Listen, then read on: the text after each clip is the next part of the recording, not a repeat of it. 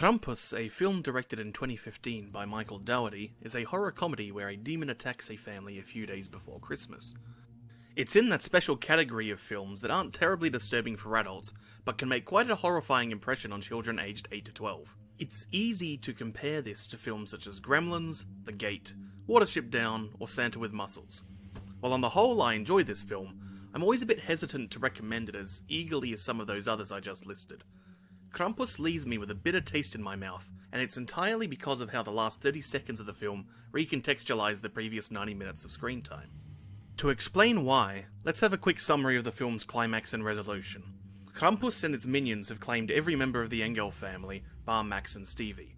Krampus makes it clear to Max that his rejection of Christmas has summoned the spirit's vengeance and hands the fragments of Max's letter back, along with an engraved bell. Max walks away, but runs to the hole where Krampus's ilk are preparing to throw Stevie into a burning pit. Max offers himself to be thrown in instead, which causes the demons to laugh and throw Stevie in anyway.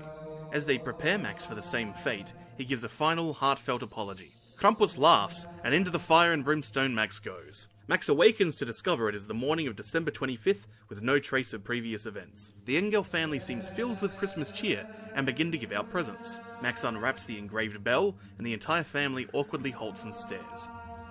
A record player begins to play Santa Claus is Coming to Town as the camera pans out of the house. This shot transitions to a snow globe, and further pans out to reveal Krampus's domain. Various demonic toys leap at the camera, which then hard cuts to black, and then the credits.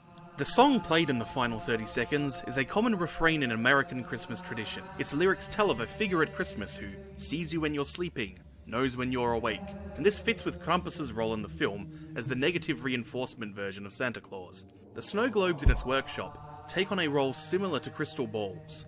Krampus essentially has the occult version of a closed-circuit TV surveillance system. It's clear that the intent is a final reminder that Krampus is watching not just the family, but the audience as well. Well, that's what I think the film is trying to say, but I just can't read it this way. The framing, imagery, and presence of this final cut all combines in a way that I can only read, and perhaps more importantly, feel something else entirely. First, the lighting and lens used as Max awakens. This film wants to have a sharp contrast to the rest of its aesthetic, so the house is intentionally lit too brightly with an oversaturated colour grading. Camera lens appears to be slightly misted as well. It's a light, fluffy, Christmassy sort of look. It's also so unlike even the film's introductory scenes that it winds up creating an ethereal atmosphere. It's to give the audience the idea that perhaps, instead of just waking up from a dream, Max is instead inside one.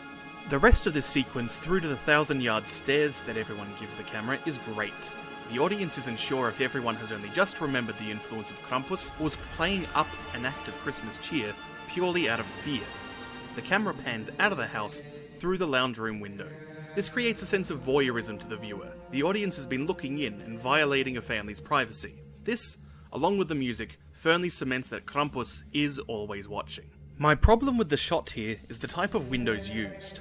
They're filled with crossbars. This undercuts the voyeurism with the implication of the family instead being held behind bars.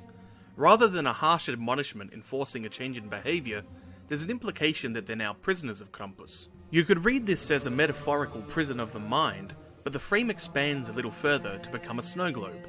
I said before that the intent feels like co-opting Christmas imagery to make an occult viewing device, but snow globes have a completely different meaning in film. A snow globe is a tiny world in a glass cage with unchanging weather. They signify entrapment and stagnation for those inside, and power over the world to whoever holds them. In pursuit of a workshop vibe, the layout of these snow globes doesn't use any sort of surveillance imagery. As the camera zooms out further, a great many snow globes, and thus families who have met Krampus, are placed upon shelves. Those that aren't are strewn around in ways that look more like office desk ornaments. Krampus isn't so much running a workshop as he is a warehouse. I brought up Gremlins earlier, and the mayhem that these demonic toys cause throughout the film are an easy point of comparison. The chief difference, I feel, is their thematic purpose. The Gremlins are ostensibly creatures of mischief. They're interested in chaos, mess, violating expectations. This can mean attempted murder in one scene, then gushing over Walt Disney's first animated feature film in the next. The toys violate the norm of being safe for human use though, but they're by no means agents of chaos or mischief. Krampus punishes those who are causing chaos by violating the Christmas tradition. The toys are in turn an automated early response tool for its invasions into a family's life. This means that while a closing monologue about gremlins and your machines can be eerie yet uplifting, and therefore fitting for a dark comedy, closing your film with purely malicious tools gives a closing emotional beat of fear and malice. These last seconds are also similar to Michael Dougherty's previous film, Trick or Treat. That ends with the reveal that Mr. Krieg's final trick-or-treaters are the disabled children he murdered decades earlier. Rather than them leaping towards the camera instead lunges at Mr. Krieg before a rapid flash of comic book panels confirm that he is in fact being murdered by them. Trick or Treat is a film about karma. Disrespect and greed lead to karmic justice, often dispensed by animistic forms of nature. Unlike the malice of Krampus, the final emotional beat is one of grim satisfaction and schadenfreude. Krampus is gleeful as it casts Max into the flaming pit. The house the family awakens in is dreamlike and a prison. Krampus keeps these prisons in a warehouse. I think that what the film wants to say is that some empathy towards your family leads to much less painful experiences than rejecting them, but all I'm seeing at the end of this film is a malevolent spirit who's a reaper of souls and treats all of his victims with utter contempt. So why should any of this matter if this is just affecting how I feel and if I enjoy the rest of the film?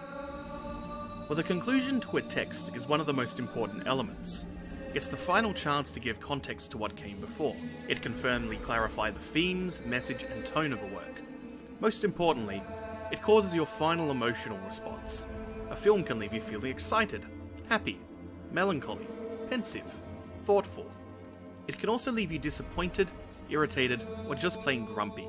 This response is likely what you'll think of whenever you're reminded of the text, no matter how the earlier acts made you feel. Emotional roller coasters can be memorable experiences, but the brain doesn't like to recall the bad ones in its life. As such, when I'm asked to bring up a Christmas film, or even a dark comedy, I'm more likely to suggest ones that leave me on a high note rather than Krampus. And frankly, that's a shame.